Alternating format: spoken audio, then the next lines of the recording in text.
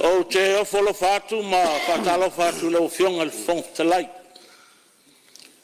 Malo le tawatai. Malo le fapalpale wale fafuefoina o le fatauteia o le fonousu o le tātou watunu.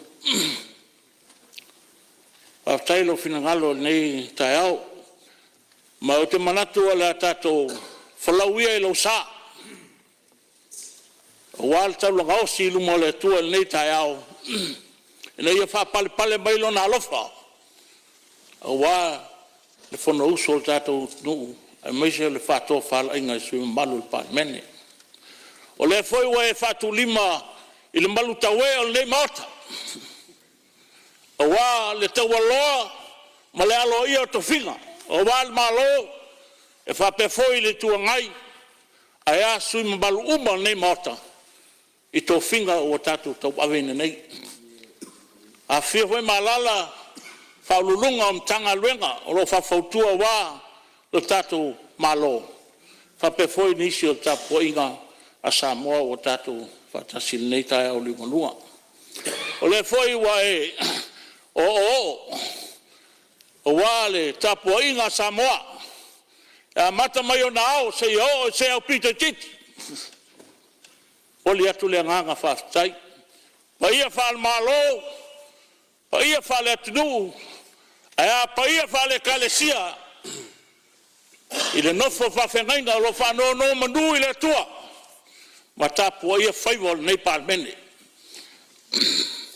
Le foi o lo finangalo wal tapu inga tato uso. Sa e whenga malo tuila manua. Ai ale tapu inga sosa Samoa o lo mau mai nei whasalalunga. Ia tu nuu me mau. Tato ave iele yuta. O tulai atu ma le whalo al tele lau fionga al whongtalai. E moli atu le nganga whaftai lau fionga il minstau tupe. Oli atu foi whaftai tele I sui mamalu umal nei mata. Sa sau noa wal talal tupe. Ai maise I matau puma sa ngai mai ai. I o lato manaonga. Ia te au nei o le minsta ma le mtanga luenga o le siso manga ma le puna ofa natura. Ia alpaia le tatou tumalo faleata numelfa ia o leisa I taimi ona o atu lea wala o tapuainga a tapuai mai ma manuia. O ele tele ni mtau puna afea I saunranga sui. A le o amata mai I le saunranga le fionga I le faipule o le tumalo si umu. E uina ele o lala mai o le e usufonu. A taua ona utali atu ia il malo. E uina le silingia o le taui mo si umu. Le whawhongwhanga tapuai mai le tu malo si umu malau fionga il faipule. I le mangoto ai o le manuao o le malo nusila I le tala whatai sa fata. Sa whapea o na o le tu malo sa fata. Peita iane wa angai atu ia le Marine Reserve e whatauteia ia le asiasinga. Ma maua ne ai, o lo iai se vaenga o le tumalosi umu, o lo waafia. Lea la, na afia I loi tonu o whatatanonga lea, se taui mo le tumalosi umu. Ma il teminei le paia whawhongwhonga tapuai mai e le tumalosi umu. O lea ua whanga solo atu, e sainia whengainga, mo I latou uma lava ua mauti noa, e wha afe lua se lau. O lo wa fia lo latou te mau ainga, e tu sai, ma le whare lawe le bangoto ai o manuao le anu sila. E ma lo wa mata foi na whatata noa, ma le malonu sila, le whamatu ina mai o le 5 miliona lua se lau afe. Mo le tau e si umu, e ese mai tupe la safata. O lo manino le lei, le mtaupu, ma o le tulanga tonu na o lo oto ai le mtaupu, ile tu malo si umu. Ma tar sangat foi tatu tu malo, ina yo to tapuai mai, o lo fanga solo pea ia fufanga tatu malo, ile vam no sila. E tua ia e moa, o le memo tino adna. Kau fianga ile fontalai, o no o mai le ile saunanga le fionga ile sui o fasalanga numertasi i le maua mai lea o fasalalonga ua fatafuraina le tele o lapisi i le maketi salelonga mo lea solova lea na launga ai lau fionga i le lifaipule sa upolo ina i le mtangaluenga ina ia mo lea ua mataituina le mtangaluenga mai fautua fo ia i lato umalava o lo iai ia nofanga o lo taula iai ia lapisi i le mortele salafai e whapewhanga foi nei i le talwhatai o pia. Ona o mai lea i le finangalo o le fionga i le whaipule whaleata tolu. E tene mta upuna saunoa iai le fionga i le li whaipule. O le tūlanga i le tele o le ta'wale o loa a mai tonu tato nu ele ai stemi on talia tu le fionga le palmia o io lo ngafa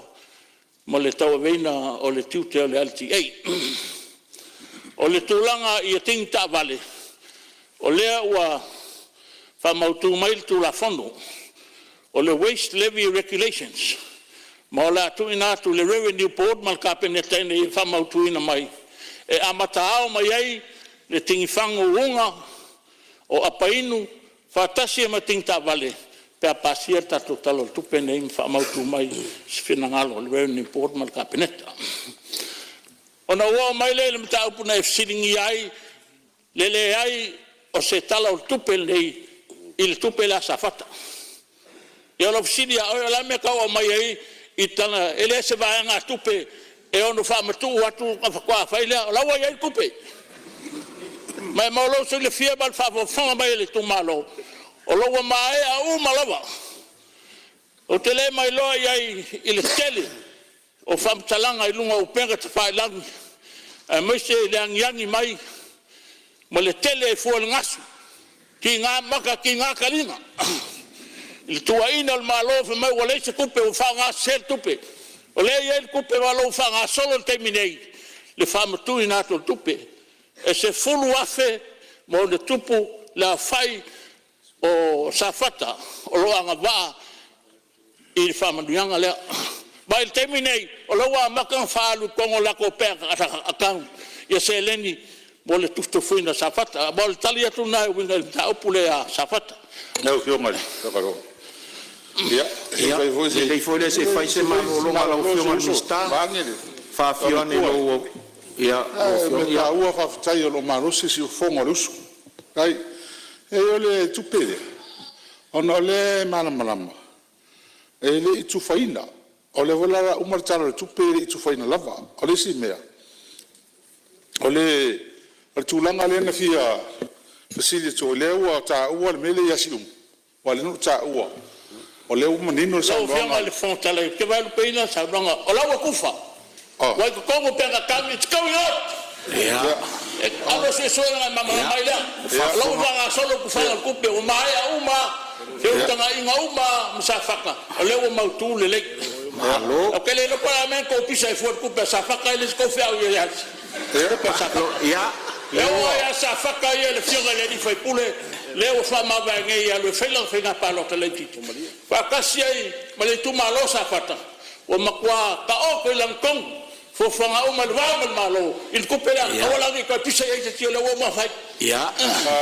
no fo mai fon ya o fai se malo fio mal sta o livro se la o tanga por sa me ya fa pia ale mele no ele kom talanga o le tupele o sa no nga le mai ngele malo usila nga ya fio mai la kon fail tio paulo le kupe mo sa mo le o folo me sum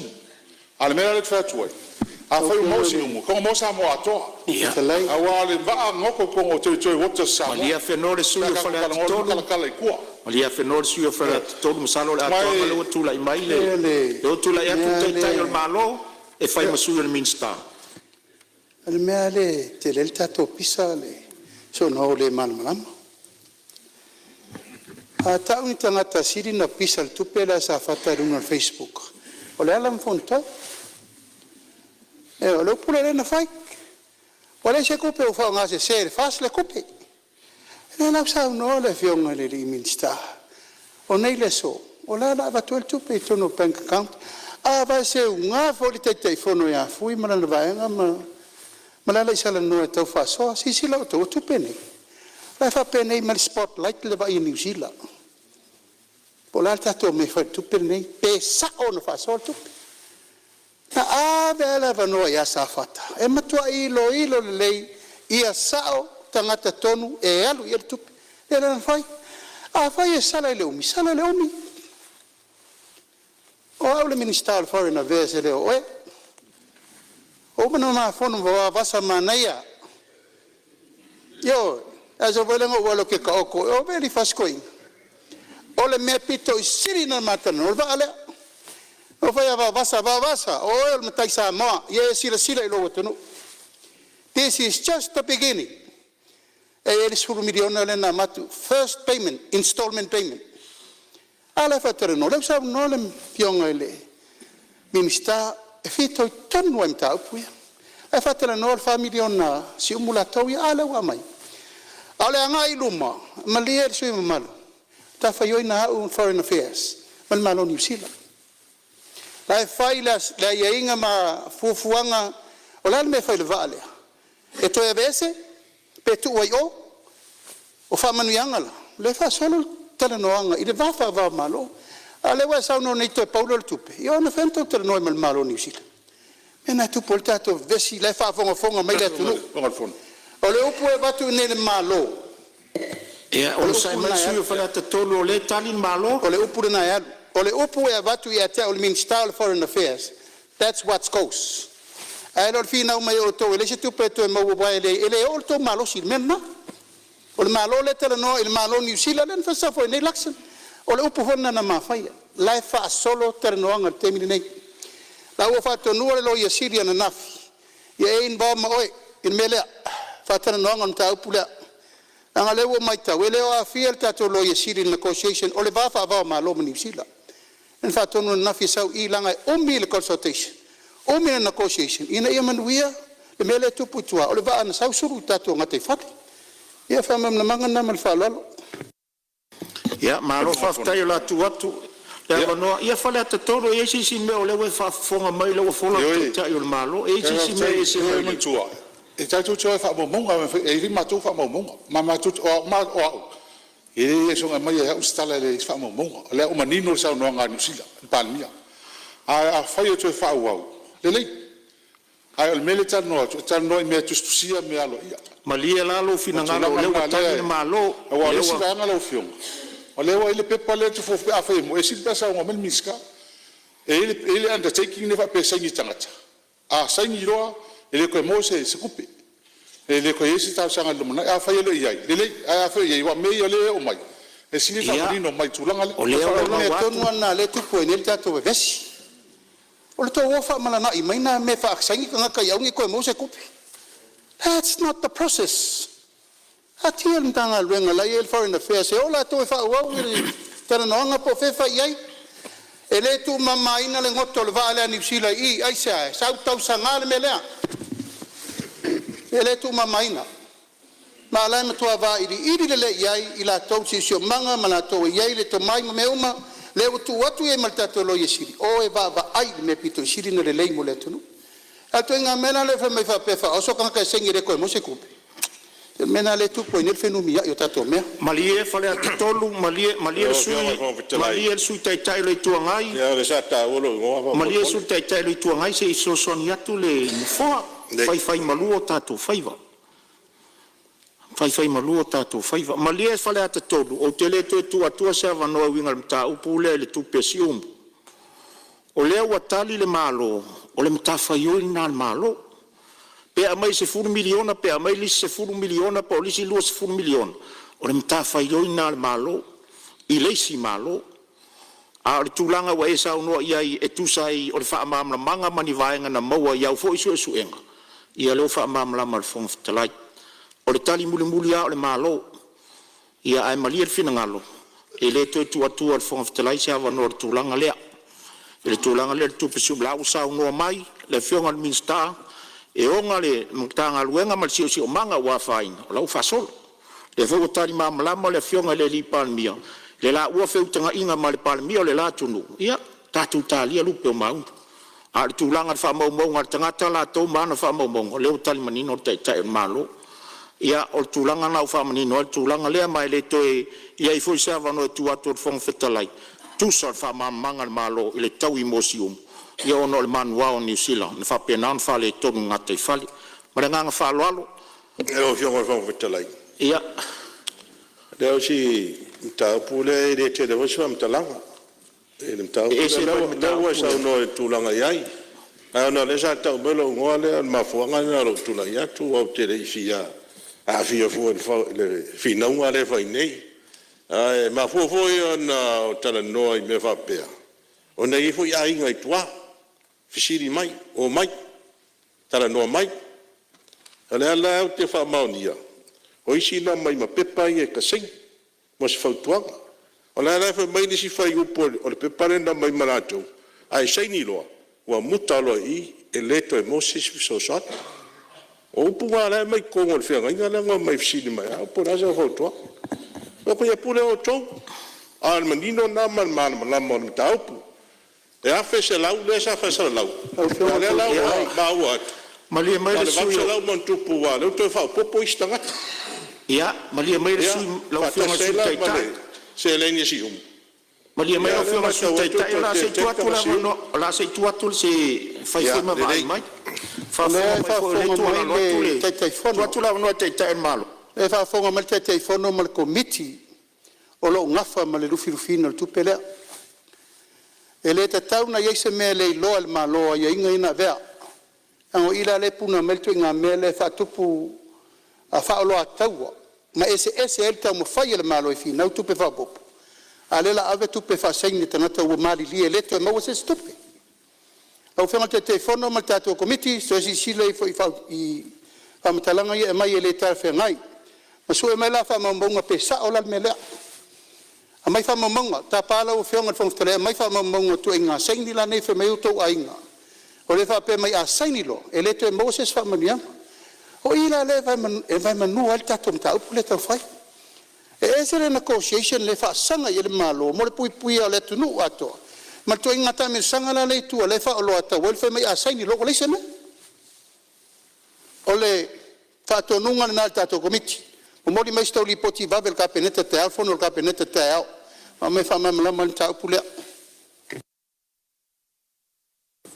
malo fa tai mta pule salo fa ngatere en no forte no ina mta pule pea no so atu lo fionga sui tai le tu ngai mfale atu ia ele a moi ni fa mau nga salu fina wina mai fa folisi ala le mo va ngana ni fa tu se la folo to fa fonga ia o la ta pena la malo ia va la watu fa mau le me ia pesa o tu inga le fai ai sei sia fina ngalo fa ula ve tu so mta upulea ia fa malu wat o la le mo so o ndo la fo atu lo fionga minsta fa o lo sa no Baftai lo fionga le fong talai. Ia auto uma ia le pisal tupele. Ia wala vai na le wa batul finangalo le lipalmia. My to my understanding ele ai se me fa pena o lo fanga solo atu il mele to te sa no mai ale usa no palmia o fatu nina komitile ele tauna ia se me le lo el malo. Ia on o maile I sui ho I o le nei morta sa lato tal sangaina ia le sosani el malo I mbeta utalingal o lo ye le backlock o fangasolongo talingal e silia male luas fulu ia tal sanga o talingalu le o lo fangasolo el terminei ia leo te mata watu e to se fulu tasi la to o tu malo o lo tal sanga mai tangalu mai mol sir fiel le mata ele ai se vai nga tupe o fanganga al malo mol fausia o talingalu o tupe o lo fanga yo ai le fausia o talingalu o le faipaanga le al tatu malo e walatu I le malo male mtanga luenga o sisio manga pampuno ofa natura ia tātou tonga partners e awala atu lea i le mataituina o le fesuia inga o le tau le climate change lea o loo maua mai ai le 5 miliona mai le malo Australia e 2 miliona mai le malo Amerika e whapena foi nisi prokeki o loo whiutanga i nei le mtanga luenga o sisi o manga ma puno ofa natura e whatangsia nisi malo mo le au mai o se eleni nei e whaanga mo tatu talingal ia e le paia ma le mamalu o sui fono umalawa ua sau noa mai matalsanga mai ia le sa noa le tai o malo e le ngata ina whaaleuina e le maota nei ia e le foena e mai lau talsanga tustusia e ave e le whaururunga mtanga luenga e kopi mai le minsta ia ona mata i tuina ilea o le whangasolonga o le process e au mai talsanga ona ave le komiti ona whaile o site visit ia ma whaita ua fonga a mautule lei ia nga sua lo le whane e whatupe ai ngā luenga na le ngafa ma le mtanga luenga le a nei ia ma o le o malolo fo le mtanga luenga i le aunani atu i kato paanga e fsosani mai ia awa ia le atina aina o tato malo i so stafa ia o te roa na alpau ia ta upu sanga i mai la mtanga luenga ina nei misi ia te au sesi mta upu ia e o fionga rongo fon ia o whaiwi o sa nganga minsta la o fionga le ia e si vai o tāua lea na tāua e la fionga mista atonu me yo manfa ala foa ia i tafa ngata ia ngai laka mai akaku a o taun fai su fonga tutitia o msi fa mai tele fio ina siasia ia lesi me tangata ia tamiti me tangata ia soli no foanga lea e ta o tele fai su fonga e fio ia o peo ile kia e ko kai fauma pusi ia tangata se tulo e o fa ku pula ia e taun no fai su fonga ile vaanga lea man fa la lava ia mal me hole o le kako al nino lena fa lena tawa ia fa tai mole tai mai ia tu le vano lo fion minsta i wo fa i lo sa no ia fa tai lo fion ele sui fa la tatol ia o fa ma wina lo finalo ma la ma tai tu ina le tanga luenga ia ma se sira to e mta u ia we la nga mol pui o sanga le mole ai foi o la fa e tato la pis ia se van na o isi si men si sui ia no tar sanga toile lo fionga pong talai se io pa ia tu lo tu malo lo tapo mai ia le pa ia tato tu malo fa fai pule fa leta no melfa o wale a fio fa fenga taulang e kale sia ke visiano uma tono tato tu malo e fa pe foi le fionga le alo tu tonga mal fa sa ta lawa lo waki mo ko pa e fa pe foi le fionga ale ma ulu mo la ainga nga fa sa toe ma le tu lo sa tu ma fono ma lo to fa va ulu na fa le di mai ai ainga fa flata te moli atu le nga fa stai i lo to ta po inga ma no e foi fei lo to fai pule e no lo to stalo ma lo to ta po inga o na ua fa solo atu ia atina el tatu tu malo na ua uma na pasia ele LTA ia ma velo uma le tenta o ka ko wala le ufa nga solo na ua amata o wala uma ia luan to e le fi anga sina ia ma tua mo le fo ua to e fa tu atu le to e fa le o le wana le uma fai o safune ia le fo ua ile rato annual plan mo le tato se leni le 2 miliona pe a fai pasia talo stupende e fa manu ia inisio atina e el tato i tu malo